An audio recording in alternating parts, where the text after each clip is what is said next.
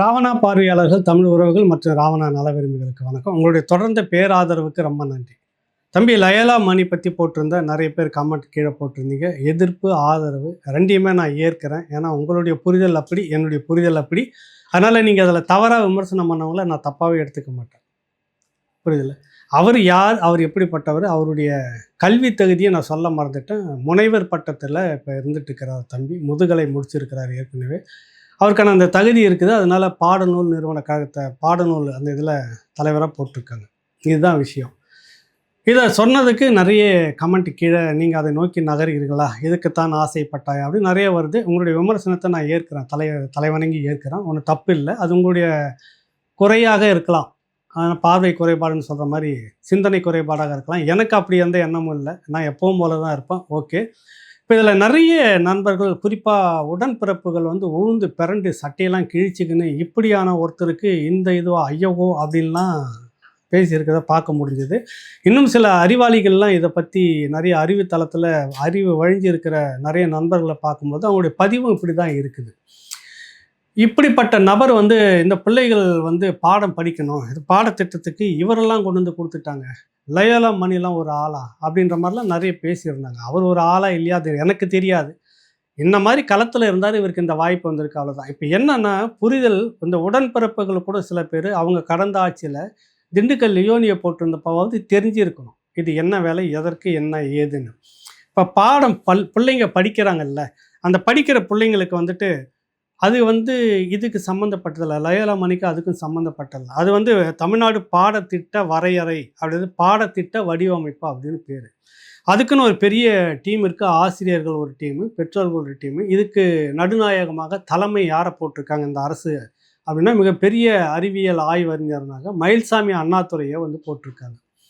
அவர் தான் 1ஆம் வகுப்பிலிருந்து 12ஆம் வகுப்பு வரை ராஜ்மோகன் கல்வித்துறை அமைச்சராக இருக்கிறார்ல, அதுக்கு கீழே இந்த பிள்ளைகளுக்கு என்னென்ன வகுப்பில் என்னென்ன பாடங்களை எதுவரை சேர்த்தால் ஏற்கக்கூடியதாக இருக்கும், அவங்களுடைய மனநிலையை உள்வாங்கக்கூடியதாக இருக்கும்னு கணிச்சு, கணிதம், அறிவியல், இன்றைக்கி உலக அளவில் வந்திருக்கக்கூடிய புது அறிவியல் கணினிகளை உள்ளே புகுத்துறது, பாடத்திட்டங்களை எதை சொல்லணும், எதை சொல்லக்கூடாது, எதை குறைக்கலாம், எதை கூட்டலாம், இப்போ வந்திருக்கிற நவீன கல்வி முறைகள் சர்வதேச அளவில் எதை உள்ளே கொண்டுட்டு வரலாம் எப்படின்னு அந்த வகுப்பறைவு 1லிருந்து 12 வரைக்கும்.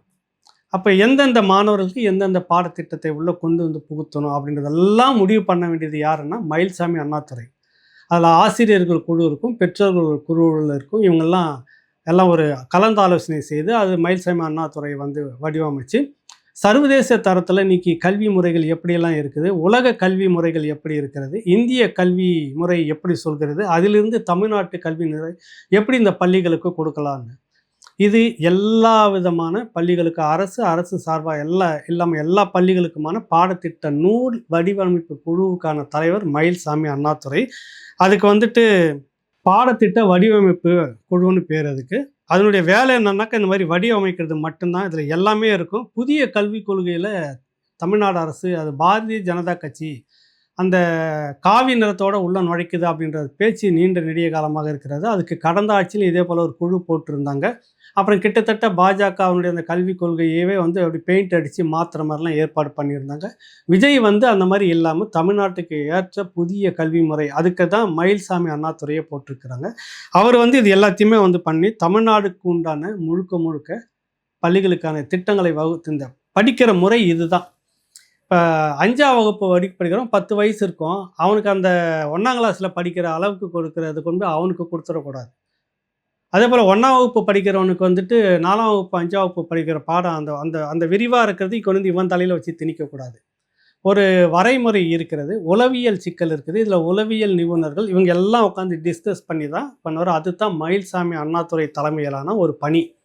அது தனி. இப்போ லயோலா மணிக்கு என்ன கொடுத்துருக்காங்கன்னா அதையும் சொல்லிடுறேன் உங்களுக்கு. இப்போ லயோலா மணின்னா தமிழ்நாடு பாடநூல் மற்றும் கல்வியியல் பணிகள் கழகம். அவருக்கு கொடுத்துருக்கிற அந்த பதவி பேர் தமிழ்நாடு பாடநூல் மற்றும் கல்வியியல் பணிகள் கழகம். இதனுடைய வேலை என்னன்னா, இந்த பாடநூல் இப்போ தயாரிக்கிறாங்கல்ல, அறிவியல் ஆய்வறிஞர்லாம் உட்காந்துட்டு மயில்சாமி அண்ணாதுரை அவர்களுடைய தலைமையில் பாடநூல் தயாரிச்சிட்டாங்க.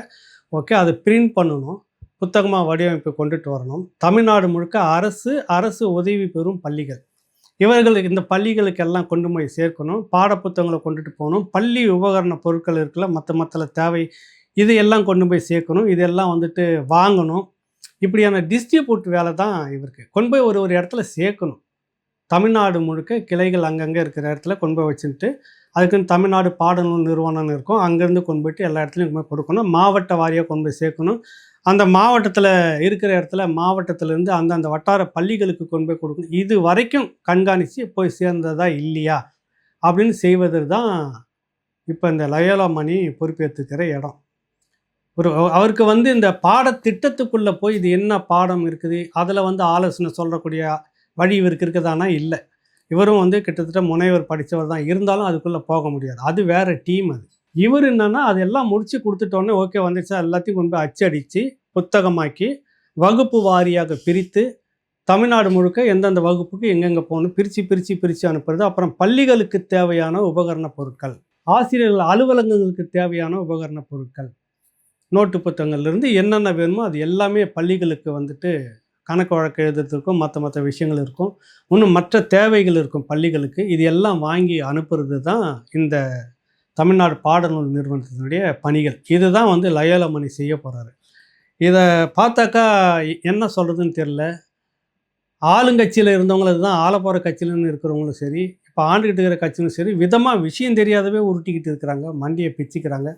இவருக்கெல்லாம் இந்த தகுதி இருக்குதா அப்படின்னு முதல்ல யாருக்கிட்ட என்ன வேலை கொடுத்துருக்காங்க அப்படின்றது தெரிஞ்சுக்கணும். ஒரு நிர்வாகம்னா என்ன, கல்வித்துறைக்குள்ள எத்தனை நிர்வாகம் இருக்கிறது, என்னென்ன பண்ண அந்த வேலை என்ன, அதில் யாருக்கு என்னென்ன பணிகள் இருக்குது, இவர் பாடத்திட்டம் தயாரிக்கிற விஷயம் இவர் தயாரித்து இவங்க டீமு தான் அச்சடித்து கொண்டு போய் கொடுக்குதா, இல்லை தயாரிப்பது வேறு குழுவாக அச்சடிப்பது மட்டும் இவங்க வேலையாக தான். டிஸ்ட்ரிபியூட் மற்றபடி இதுக்கான ஹெட் வேலை தான் உட்காந்துருப்பார் ஊரில். ஒரு இப்போ நாட்டாமல் பெரிய மனுஷன் மாதிரி உட்காந்துருக்குது, என்னப்பா அது வேலை நடந்துச்சா அப்போ கொண்டு வாங்கப்பா கொண்டு போய் கொடுத்துடலாம், அதுதான் இவர் வேலை. இதுக்கு கூட தெரிஞ்சிக்காம ஒரு காழ்ப்புணர்ச்சி அரசியல் பேசலாம், அதுக்குன்னு அதீதமாக பேசிடக்கூடாது. நம்ம அதுக்கு விஷயம் தெரியாமல் போயிடும். ஒரு விஷயம் பேசுவதற்கு முன்பாக நிறைய யோசிக்கணும். இன்றைக்கி நம்ம வாரி தூற்றோம், நாளைக்கு நம்ம நிர்வாகம் வரும்போது கூட இப்படி தான் நீங்கள் செய்தாகணும், இப்படி தான் போட்டாகணும். இதில் இதுக்கு முன்னாடி பார்த்தீங்கன்னாக்கா கிட்டத்தட்ட ஒரு 2-3 ஐஏஎஸ் அதிகாரி தவிர மீதி எல்லாம் அரசியலில் தான் போட்டுட்டு வந்தாங்க. வளர்மதி இருந்திருக்காங்க, அதுக்கு முன்னாடி நிறைய பேர் இருந்திருக்கிறாங்க. வாரியம் இது ஒரு அமைச்சருக்கு நிகரான ஒரு வாரியம், தமிழ்நாடு முழுக்க ஒரு பொறுப்பாக செய்யக்கூடிய ஒரு இப்படி நிறைய வாரியம் இருக்குது. அதில் ஒன்று இவர் வந்திருக்கிறார், அவ்வளோதான ஒழிய பாடத்திட்டம் தயாரிக்கிறது முழுக்க மாணவர்களுக்கு படிக்கக்கூடியவர்களுக்கு மயில்சாமி அண்ணாதுரை தான், அவர் தலைமையில் இருக்கக்கூடிய குழு தான் தயாரிக்கும். அது வேறு இது வேறு, இதை சொல்வதற்காக தான் இதை பேசுகிறேன். மற்றபடி இதில் எந்த உள்நோக்கமும் இல்லை வெளிநோக்கமும் இல்லை. உடன்பிறப்புகள் நீங்கள் சட்டையை கிழிச்சிக்காதீங்க, இதுதான் விஷயம். நன்றி, வணக்கம்.